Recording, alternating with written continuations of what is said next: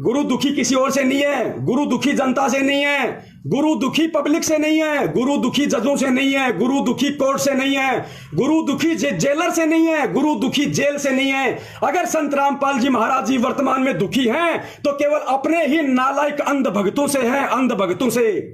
अरे सतनाम लेने के लिए 4-4 तारीख तुम इशार में करते हो। पहली बात तो ये नाम देने के अधिकारी नहीं। इन गधों ने संत रामपाल जी महाराज जी की आड़ में जगह जगह दुकानें खोल दी, फर्जी नामदान केंद्र खोल दिए। इनको अधिकार है क्या? अरे प्रथम नाम देके तुम लोगों को सतनाम देने के लिए 4 बार इशार तारीखों पे भेजा जाता है, फिर तुम्हारे को सतनाम दिया जाता है। सतनाम देने के लिए प्रथम मंत्र की परीक्षा ली जाती है। क्या ये गधे सक्षम है? क्या ये नालायक वो प्रथम नाम की परीक्षा लेने के लिए सक्षम है? अरे गुरु ये है या संत रामपाल जी महाराज है? परीक्षा कौन ले लेगा? इसलिए हम कह रहे हैं कि 2009 से जो आश्रम में नाम दीक्षा दी जा रही थी वो फर्जी थी। सतलोक आश्रम बरवाड़ा में 2009 से नाम दीक्षा दी जा रही थी गुरुजी के रहते सहते, वो फर्जी थी क्योंकि इन लोगों ने मनमाना आचरण कर रखा था। गुरु के आदेशों को नहीं मानते थे ये लोग। अब बहुत सारे भगत कुत्ते की तरह भौंकने लगेंगे कि वहां तो गुरुजी खुद थे आश्रम में। अरे गुरुजी खुद थे, फिर वो फर्जी कैसे हो सकती है? जिस प्रकार सतलोक आश्रम बरवाड़ा में रहते सहते उसी गुरु के नाम पे इन लोगों ने तुम्हें कमांडो बना दिया, इन लोगों ने तुम्हारे हाथों में बंदूकें पकड़ा दी। उसी गुरु के रहते सहते इन लोगों ने वहां पे 5-5 मौतें करवा दी, पुलिस वालों पे पत्थर फेंकवा दिए, पेट्रोल बम फुलवा दिए, जेसीपीया फुकवा दी। उसी तरीके से इन लोगों ने उसी गुरु के आश्रम में रहते सहते ये फर्जी नामदान दीक्षा केंद्र चालू कर दिया था इन लोगों ने। ये गुरु को आदेश नहीं, ये गुरु को इन लोगों ने सलाह दी थी। और गुरु को अच्छे से पता है क्योंकि गुरु का तो काल भगवान के साथ वचन है। फिर भी परमात्मा ने दया करी। जो आत्माएं वहां से 2009 में नाम दीक्षा लिया करती थी, परमेश्वर उनको आशीर्वाद दे दिया करते थे।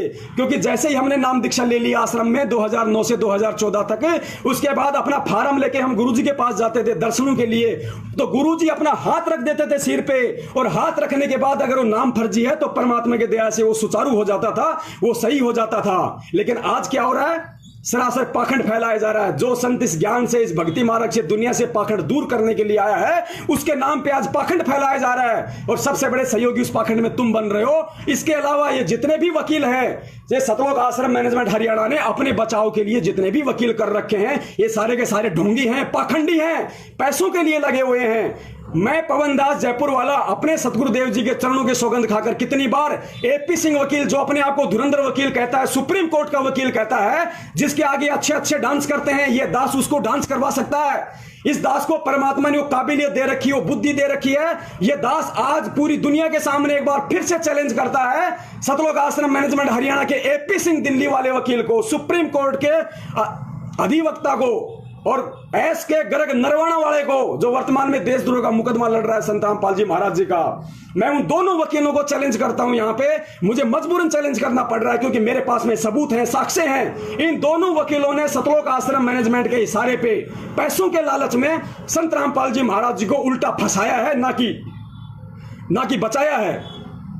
अगर ये वकील पाक साफ हैं, अगर ये वकील संत रामपाल जी महाराज जी को जेल से बाहर देखना चाहते हैं, तो मैं इन वकीलों को चैलेंज करता हूं, आप साधना टीवी चैनल पे या किसी भी ऐसे टीवी चैनल पे जिसको पूरी देश दुनिया देखती हो, उस टीवी चैनल पे आप 1 घंटे का, 2 घंटे का, 5 घंटे का आप एक लाइव प्रोग्राम रखो। ये दास वहां आएगा, ये पवन दास जयपुर वाला लाइव बात करेगा, लाइव डिबेट करेगा।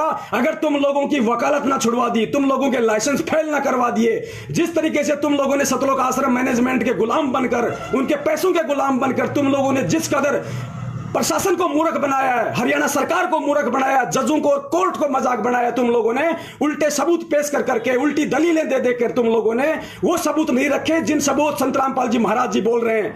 अरे संत रामपाल जी महाराज जी पूरी दुनिया के सामने जब बरवाला कांड के समय गए पुलिस के साथ, तो मीडिया के सामने उन्होंने कहा था कि ये राष्ट्रीय समाज सेवा समिति मेरी नहीं है। भगत जी वीडियो निकालो। ये राष्ट्रीय समाज सेवा समिति मेरी नहीं है, ये जितने भी लोग कमांडो बने हुए ये मेरे नहीं हैं, और मुझे आश्रम के अंदर बंधक बना के रखा हुआ था। देखिए, सुनिए आप।